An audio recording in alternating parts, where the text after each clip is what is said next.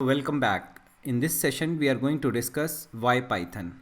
So, Python is a very beautiful programming language which will give us control over lot of areas once we master it. So, as I mentioned earlier, Python provides multi-paradigm model for programming. For example, it provides object-oriented programming, it provides functional programming, it provides procedural programming. Python code is also called pseudocode. When I say pseudocode, that means even the complex algorithms can be represented through pseudocode and they can be easily understood. So if you are writing your code in Python, then it is very much readable and understandable. So that's why it is also called pseudocode. Apart from that, it is very easy to learn Python. The learning curve is really low. If you go for other programming languages, then it requires time to understand or get hang of those languages. For example, Java, Scala. It takes time to get the concept and get started with those languages. But if you see Python, we are just having a crash course here in Python, and you can quickly get started with Python by going through this particular course, and later on you can apply this knowledge in various areas including data science, deep learning, machine learning, and data analysis.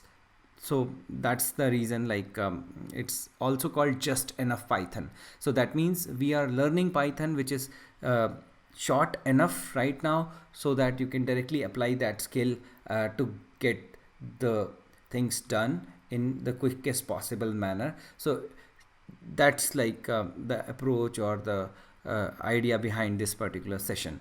Apart from that, you will also see it is interpreter based. So being an interpreter based language helps in getting the feedback very quickly. So it enables developers, data scientists to get the feedback from the technology very fast. So if you are performing interactive data exploration, then it is a very useful feature of a language which is enabling you to fire the command and see the result. So we don't have to go through the entire development life cycle. For example, in Java, Scala, you have to build a jar. But in Scala we do have REPL, and Java also we have JShell, but it is quite late now. But Python is there for last 30 years, right? And so many things have already been developed. So if you see if you have such kind of options available, then you can get the feedback from the framework very quickly. You don't have to go through the entire development cycle. Apart from that, it also provides dynamic typing. That means that based on the content of the variable, it will automatically determine the type of the variable. So we don't have to explicitly define the type of the variable when we are working with Python. Apart from that, it also provides automatic memory management.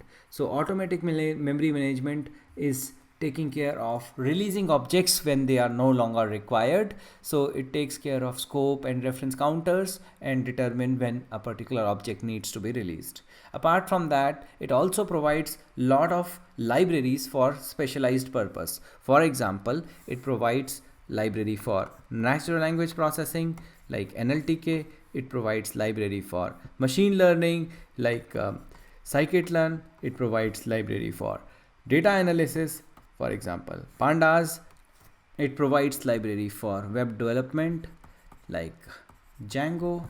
It provides library for web services like Flask. It provides library for deep learning like PyTorch or TensorFlow. It provides libraries for IoT like MicroPython. So there are so many areas in which Python is very popular. So if you learn this technology, you can apply it in multiple areas. So that is one of the benefits. And you are writing very less code. There is hardly any boilerplate code. So that means your productivity is very high compared to other programming languages. So therefore, Python is a preferred programming language these days. And if you go to internet, you will find there are a lot of jobs available. Even the Google Trends and other job sites clearly show that it is a skill which is quite in demand.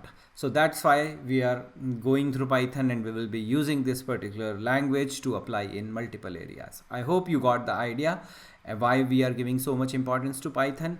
So we have other technologies also, for example R, and R is much more focused towards like statistical way of thinking and writing code, but Python is more from engineering point of view. If you're coming from a software engineering background, then also you can easily work with Python. You don't have to learn much, and are historically coming from a research background, and Python has become much more enterprisey compared to R. So there are multiple reasons, but if you see, like Python is much more convenient language to focus on various areas that we are interested in this particular course. So that's why we are getting started with Python. So hope you will enjoy working with Python and you will start loving this language, because it is so powerful and it is so rich, and it is providing so many options to actually play with your data. Happy learning. I will see you in the hands-on. We will practically play with Python and we will implement some of the interesting things with the language. Thank you so much.